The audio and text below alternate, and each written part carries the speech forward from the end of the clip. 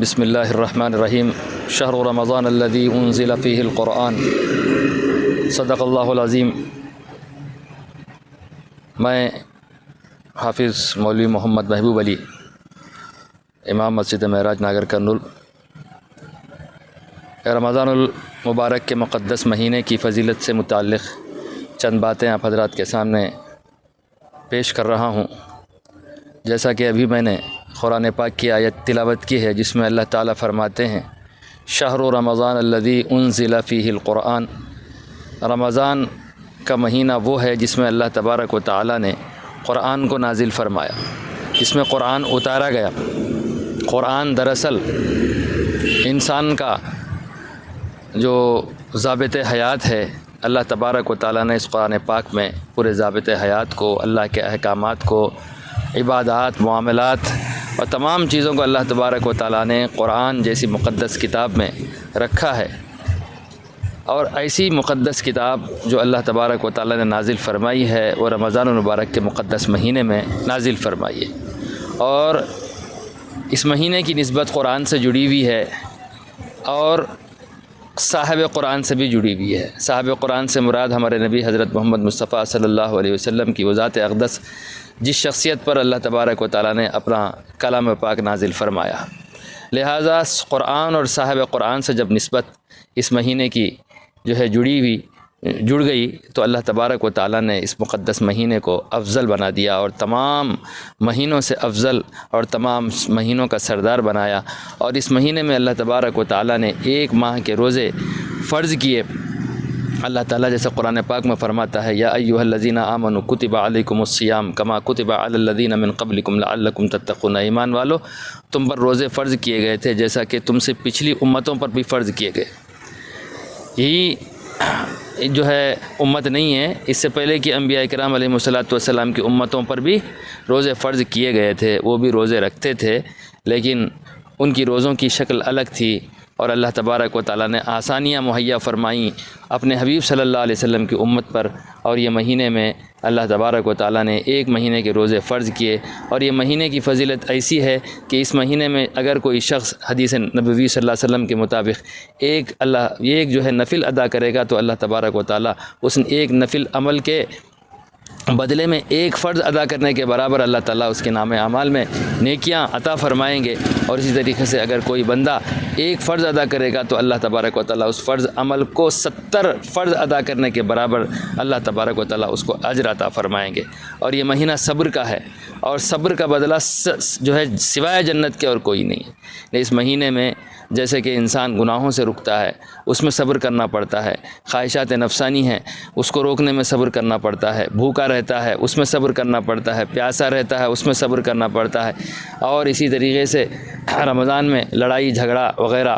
اور زبان درازی، یہ تمام چیزوں سے جو صبر کرتا ہے تو یہ بہت صبر آزما مرحلہ ہوتا ہے۔ اس صبر آزما مرحلے سے جو گزرتا ہے، اللہ تعالیٰ اس کے بدلے میں اس کو جنت عطا فرماتے ہیں۔ بہت بڑا مبارک مہینہ ہے۔ اس مہینے میں 3 حصوں کو تین عشرے کو 3 حصوں میں بانٹ دیا ہے۔ پہلا عشرہ جو دہا ہے وہ رحمتوں کا ہے، اور دوسرا مغفرت کا ہے، اور تیسرا جو عشرہ ہے وہ آگ سے خلاصی کا ہے۔ تو رحمت کا عشرے میں اور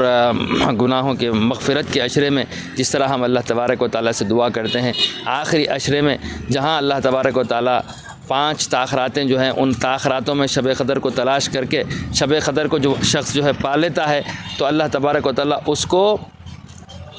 1000 مہینے عبادت کرنے سے زیادہ اللہ تعالیٰ ثواب عطا فرماتے ہیں۔ اور یہ آگ سے خلاصی کا بھی عشرہ ہوتا ہے، تو آگ سے بھی اللہ تبارک و تعالیٰ ان راتوں میں جاگنے اور عبادتیں کرنے سے آگ سے بھی خلاصی عطا فرماتے ہیں۔ اور یہ تاخراتوں میں جاگنے سے، جیسا کہ 5 تاخراتیں 21ویں اور 23ویں، 25ویں، 27ویں اور 29ویں، یہ 5 تاخراتوں کو اللہ تبارک و تعالیٰ نے چھپا کے رکھا ہے، اور کہ یہ 5 تاخراتوں کو جاگ کر عبادت کرنے سے کوئی نہ کوئی ایک رات شب قدر کی ہمیں ملتی ہے، جس میں جاگ کر عبادت کرنے سے اللہ تبارک و تعالیٰ 1000 مہینے سے زیادہ اللہ تعالیٰ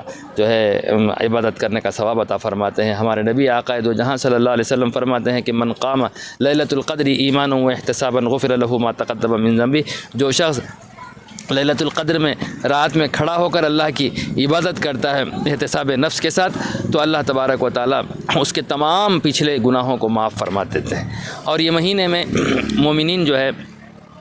کی جانب سے ایک عمل اور جو فریضہ ہے اس فریضے کی ادائیگی کرتے ہیں، وہ ہے زکوٰۃ۔ اور زکوٰۃ کے معاملے میں زیادہ کوتاہیاں ہوتی ہیں، وہ یہ ہے کہ زکوٰۃ کا صحیح حساب نہیں کیا جاتا، اور ہر سال جو لوگ جو ہے زکوٰۃ دیتے ہیں، بس جو ہر سال جو دیتے ہیں اسی حساب سے جو ہے زکوٰۃ دیتے ہیں۔ یہ زکوٰۃ رمضان کے مہینے میں ہی دینا ایسا کچھ نہیں ہے۔ رمضان کے مہینے میں جب ثواب کی جو ہے اللہ تبارک و تعالیٰ ثواب کو بڑھا دیتا ہے، ایک فرض جو ہے اگر ہم ادا کرتے ہیں تو اس کو 70 فرض ادا کرنے کے برابر ثواب دیتے ہیں۔ اسی وجہ سے رمضان میں جو ہے زکوٰۃ ادا کی جاتی ہے، اور اس میں یہ فائدہ بھی ہے کہ جو ہے جو رمضان کی خوشیوں سے اور عید کی خوشیوں سے جو محروم ہوتے ہیں ان کو جو ہے ہم جو ہے معاشی طور پر ان کو جو ہے ہم جو ہے